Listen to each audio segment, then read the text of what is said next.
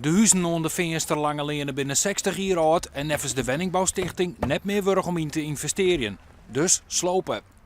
Dat zit ons echt hoog, echt hoog. Het gaat net even in de koude klein zetten. Gezien dak en vleren binnen min, zei de Wenningbouw. De hoesjes bij mij, binnen mij wel niet zien, hè. Kon net niet wonen, Nee. slipkamers mooi onder.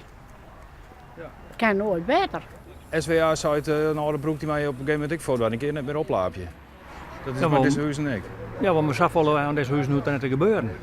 En wie ben er tevreden mee? Alleen dan bloes met hetzelfde zitten. Dan ben je eigenlijk aan het investeren waarvan de basis net goed is. En dan kiest dan een dikke investering op van. Als we dat doen en dan ben je een x-aantal jaren verder en dan zei je van goh, dat is toch eigenlijk een verkeerde investering geweest. Dat is ik net goed. En ze baseren echt alle feiten op niets. En als wij het tegendeel moeten bewijzen, kunnen wij dat bewijzen. Wie bent er met de Wenningbouwvereniging eens? Net eens. Nee. Want je moet je wenje blijven. Ja, En we hebben vaker met de Wenningstichting zijn die communiceren. Iedereen wennet die mij plezier en horen we nog voortgaan. maar dit is me net op. Maar deze ben net op. Nee. Want je deed die van de oorlog komen zitten bij de bouw, die komen zitten, je net een drup beter wat je erin komt. Je hebt er nooit een drup op elkaar gehad. Nee. Er wordt bezocht om de mensen zo volle mogelijk in de meter te komen.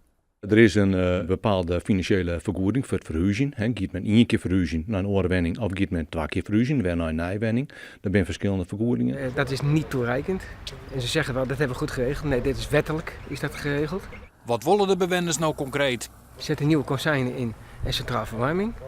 En doe er nieuwe dakpandjes op, net zoals in de parken in de Peen. En als je die huizen ziet, is het klaar. Dan kunnen ze nog wel 25 jaar, 30 jaar staan. Er ben ik een heel soort voorbeelden, maar die nemen ze net met de wenningen sloop binnen. De bewoners willen de rugter erbij hebben. Ze laten haar net voor jou hebben. Dus verhuizen, dat zul je ook net zitten. En het hoeft van mij niet, hè.